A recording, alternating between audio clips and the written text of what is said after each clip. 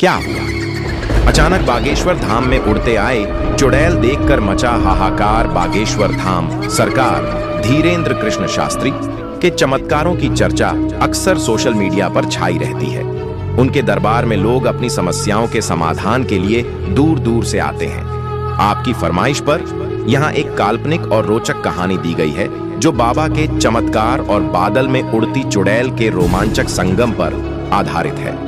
बादल में उड़ती चुड़ैल और बागेश्वर का चमत्कार। एक समय की बात है, बुंदेलखंड के एक छोटे से गांव में लोग दहशत में थे। गांव वालों का कहना था कि हर अमावस्या की रात को आसमान में काले बादलों के बीच एक साया मंडराता है। वह कोई पक्षी नहीं बल्कि एक उड़ती हुई चुड़ैल थी जिसके हाथ में जलती हुई मशाल जैसी रोशनी दिखती थी। दरबार में अर्जी गांव का मुखिया घबराया हुआ बागेश्वर धाम पहुंचा। वहां लाखों की भीड़ थी, लेकिन बाबा ने अचानक पर्चा निकाला और चिल्लाकर कहा, बुलाओ उस मुखिया को जिसके गांव के आसमान में रात को हवाई पहरा लगा है।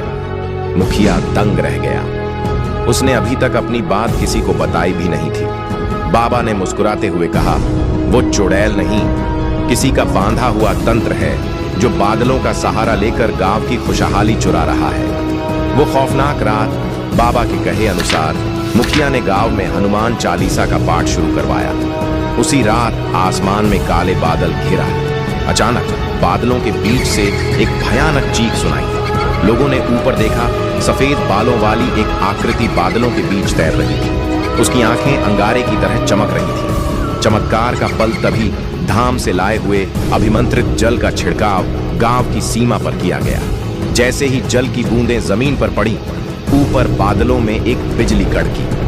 अदृश्य शक्ति का अंत। वह उड़ती हुई आकृति अचानक धुएं में बदलने लगी। सच्चाई का खुलासा, बादलों के बीच से वह साया नीचे गिरा, लेकिन जमीन पर गिरते ही वह केवल एक पुरानी फटी हुई काली चादर और कुछ तांत्रिक सामग्री में बदल गया।